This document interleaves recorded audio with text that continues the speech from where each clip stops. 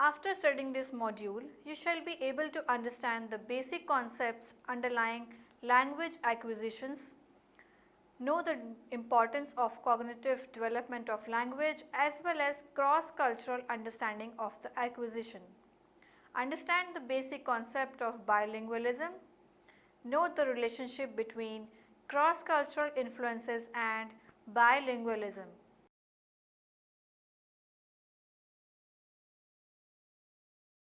With the readings of previous modules, you are now familiar with the theoretical position of cross-cultural psychology and contemporary perspective on culture and cognition.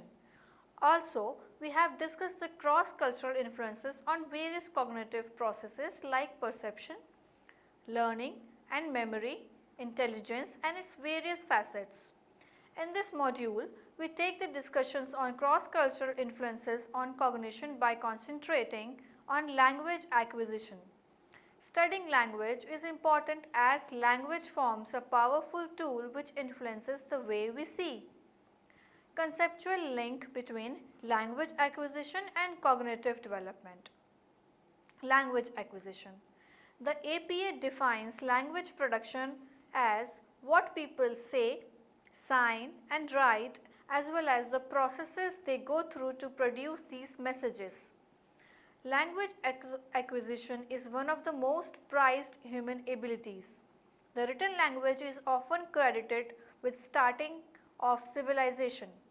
Vygotsky called language as the designated form of semiotic intercession bridging the interpsychological and intrapsychological processes.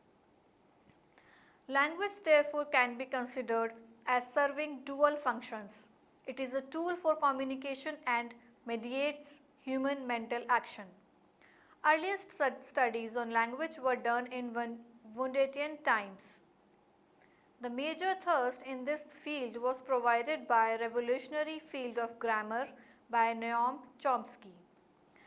The idea of language is now being considered as a cultural trend with socially embedded communication system. This is a shift from earlier conception of language which were derived primarily from Chomsky theory of grammar as shown in the figure. Studies being done in the field of language acquisitions have shown a massive alteration. Instead of focusing on universal theories of acquisitions, the researchers are now focusing on disparities and parallels across different languages. Therefore, the focus is now on moving beyond universality of Chomsky theory towards a more empiristic view. Cognitive development. Language acquisition and cognitive development have always assumed a close relationship. It is generally believed that certain level of conceptual strategies and prerequisites are important for the development of precise linguistic skills. Researchers like Slobin have suggested certain opportunities principles which enable an uniformity while scrutinizing the linguistic inputs. The principles are crucial to understand the differences and similarities across attainment of different languages. This has been supported by the research on sentence processing. The competition model of sentence processing by Bates and McWhinney suggests that the information value of a linguistic form depends on the frequency and consistency of occurrence and weight assigned to these by the users. Research in the area of cognitive development also takes into the account the impact of the caregiver's language on the child. It is believed that the child tends to inculcate certain aspects of the mother's speech into his or her own. However, research on this particular theme has been so far from being decisively conclusive. Language acquisition and cognitive development. Three perspectives that links language acquisition and cognitive development are: first, language determine cognition development. Sapir-Whorf hypothesis proposed linguistic relativity principle. This principle purports that there are variations in the manner people encode cultural and cognitive categories in their language. Essentially, a language affects a manner in which people think and behave in different cultures. Thus, according to them, language determines the cognitive development.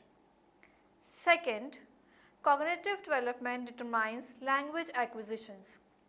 Many theories propose that cognitive development affect the language development of the people. Chomsky is one of the proponents who proposed that there is a language acquisition device in the brain of human being that facilitates the language acquisition in the brain. Third, language acquisition and cognitive development are bidirectional. According to Vygotsky, language and cognitive development develop as a separate system within the child's brain. As they develop, at the age of 3 years, the two systems become interdependent and affect each other.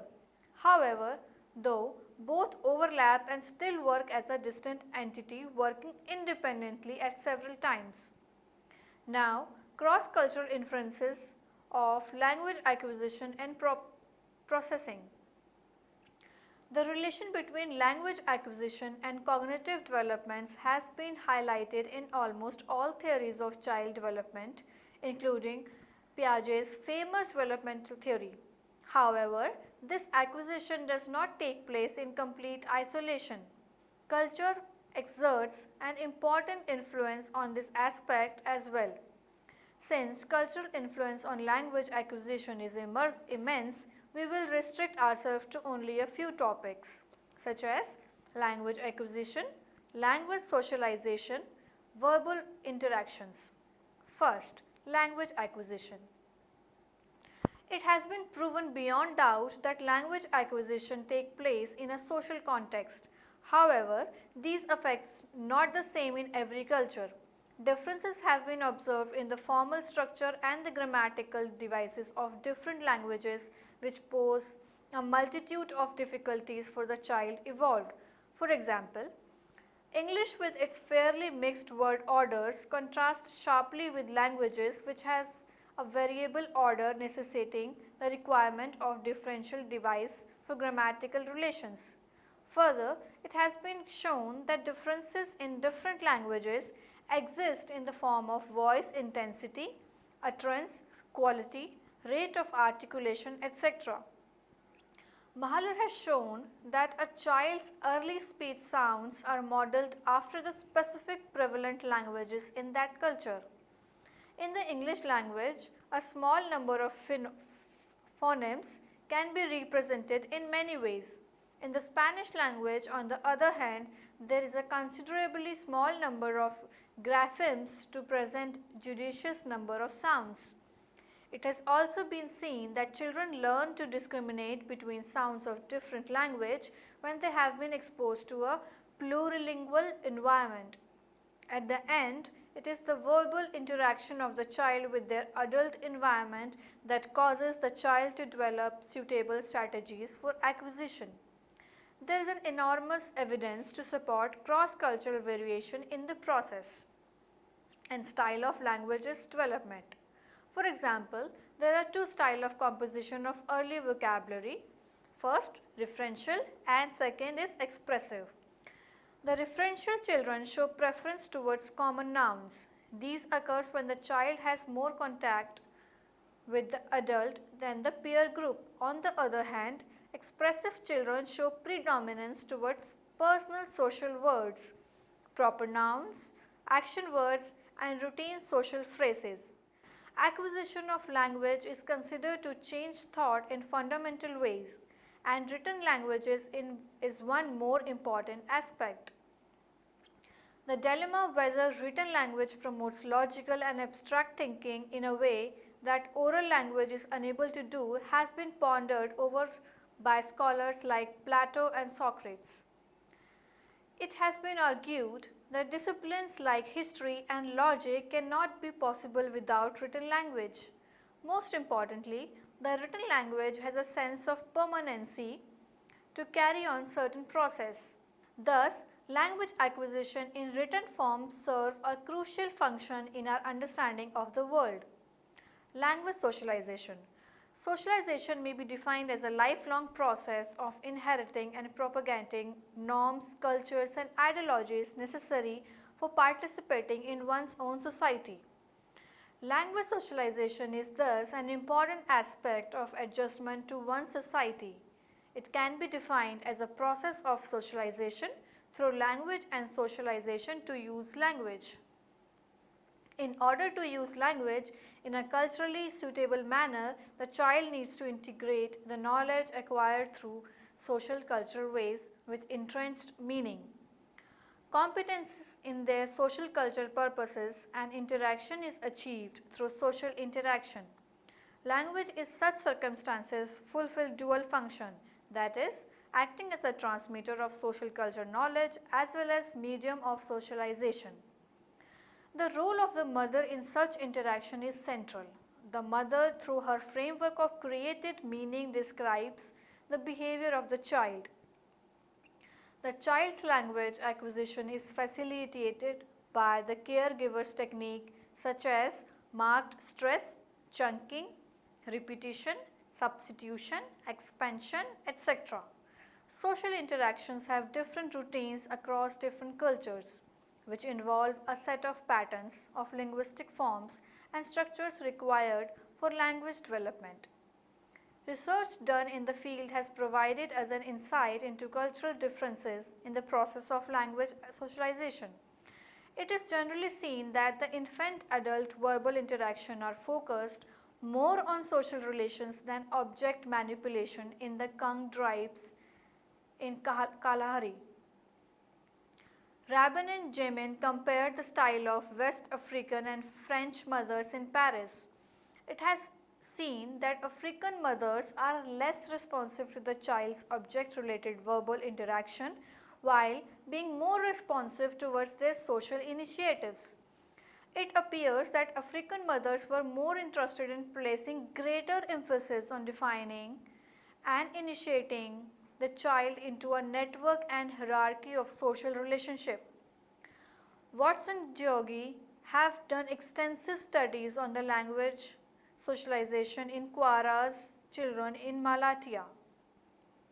Their themes was the calling out and repetition routines in language socialization. They found that the parents' calling out routines were imitated by children in their play activities. The caregivers often taught their infants what to say and reinforced it through repetition. This prompting by the adult presents the children with a model of socially acceptable language rules. This in turn allows the child to understand the social status according to suitable use of language. Similar studies have been done for Anglo-American children, etc. All the cross-cultural studies on language socialization primarily focus on different speech acts. Some of these include shaming, teasing, and assertion. These acts are used in socially structured interactional milieu, exposure to which forms an important facet of language socialization. Verbal interaction. The earlier studies in the field of language socialization were dominated by mother-child dyad characteristics of the Euro-American culture.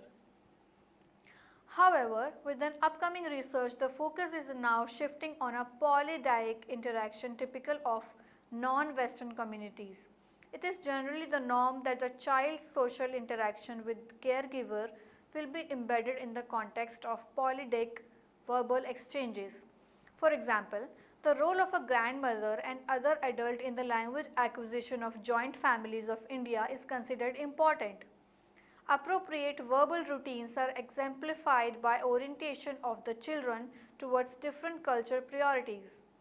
These priorities include people or object-centered communication, status, hierarchy, etc., which presents the child with opposite exposure, practice, and purposive instructions. These exchanges have a value orientation and implications for social and communicative development. The child's functions precedence and stylistic penchant are a function of the interaction with mothers as well as older adults in terms of intrusiveness, conversational intent, etc. For example, African mothers tend to show more physical postural demonstration than verbal, with an emphasis on interpersonal communication rather than referential. Reben Zebin have also shown that African children fewer restriction on direct manipulation of object.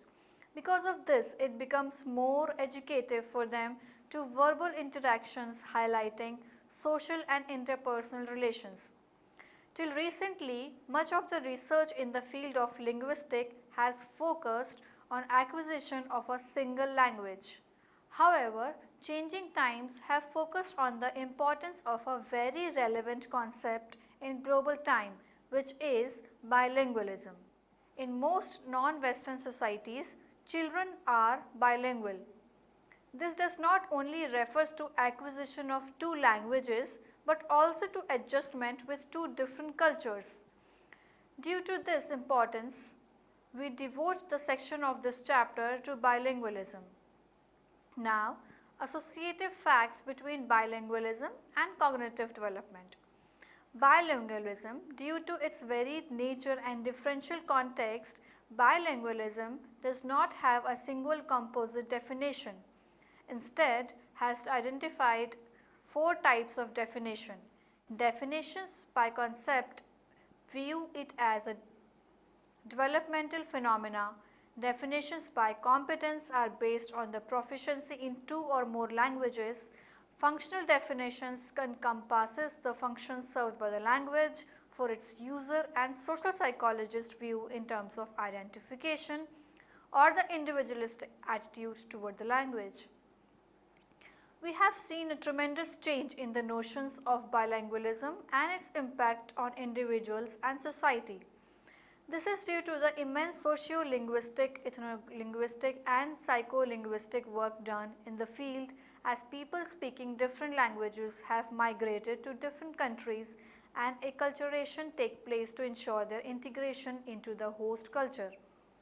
The perception of bilingualism has changed from simplistic sum of two or more language abilities to a more holistic system of pluralistic competencies. Assessment of bilingualism poses a major precedent due to the monolingual bias of the Western countries.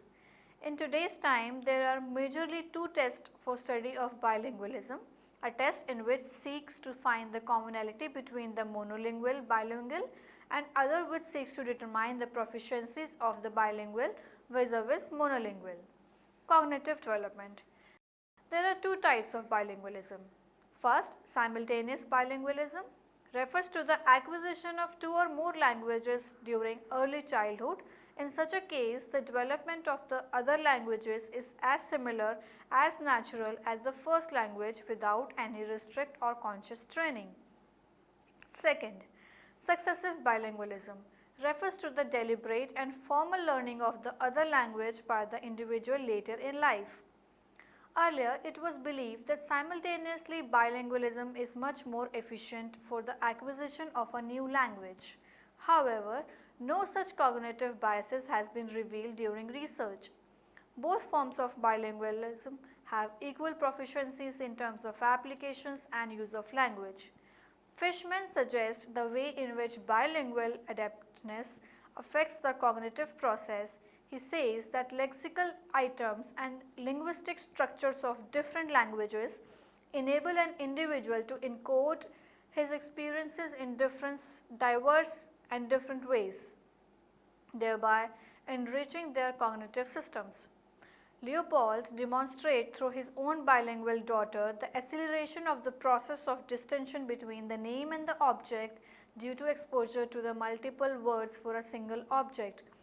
Mohanty shows that not only were the bilingual children more skilled in detecting structural ambiguity in sentences, they were also more likely to utilize intonational cues in detecting the meaning of sentences, due to the development of reflective skills acquired as a result of the bilingual exposure.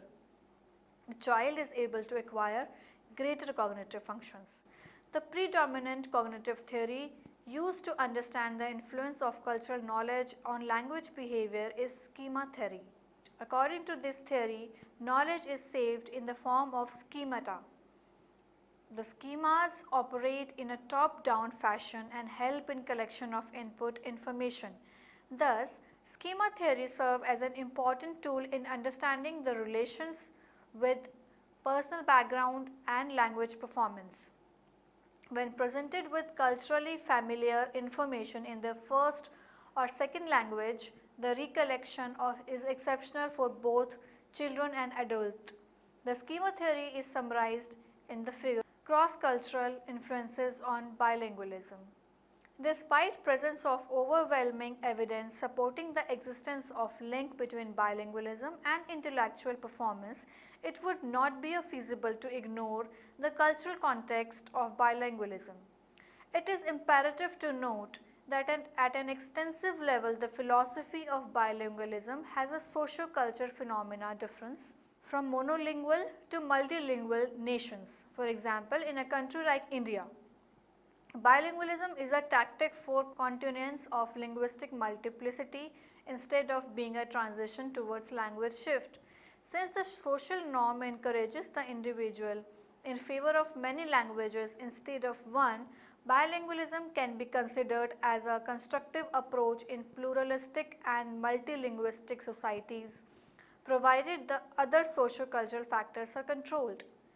Bilingualism is an interesting phenomena from the perspective of social psychology, as sharing of languages represents a sharing of culture as well. This includes not only the attitude of an individual towards another culture group, but also the nature of intergroup relations in culture and language contact group. This contact can be both detrimental as well as advantageous. When favorable, it leads to an additive and stable bilingualism, whereas when damaging, it may lead to a subtractive or transitional bilingualism. Therefore, it becomes vital for the social psychologists to understand the fundamental principles underlying these processes of intergroup contact of interaction. Some of the important social psychology models and theories of maintenance of culture and linguistic distance are: first, ethno-linguistic vitality model of intergroup relation and language maintenance, given by Gills, Boris and Taylor in 1977.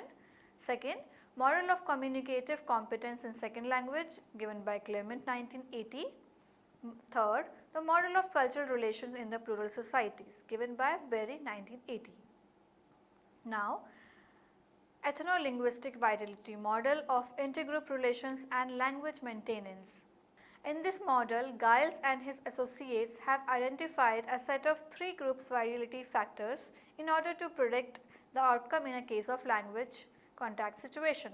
These include social support factors, which are inclusive of socio-political and economic power of the ethno-linguistic group, along with the status of ethnic language.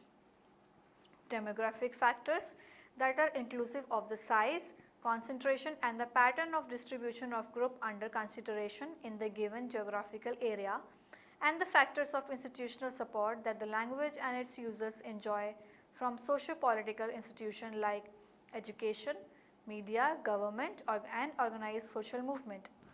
In addition to these general objective factors of ethno-linguistic vitality, Boris, Giles and Residential also suggested the perceived or subjective vitality.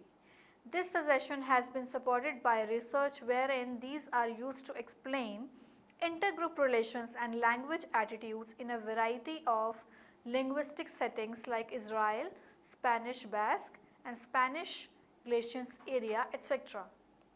Now, model of communicative competence in second language. This model proposed two levels of social motivational process, that is primary and secondary. The primary social motivation involves antagonistic relationships of individuals' affective temperament towards the other culture, and the fear of assimilation, that is the fear that by learning the second language, the first language might be lost. These two tendencies interrelate subtractively to establish the net primary motivational tendencies. These tendencies in turn exercise an effect on secondary motivation. This motivation ascertains the contact and with the second language that enables the communicative competencies in that language. The major shortcomings of this model is the assumption that contact with the second language is always a matter of choice, which might be the case in most linguistic societies. Now third, model of cultural relation in plural societies. These models describe the psychological process of acculturation in circumstances of contact between different cultural groups both at individual as well as community level. The basis of this model is the analysis of acculturation attitudes across different cultures. This may be defined as the ways in which individuals or group of one culture wishes to relate to the other group.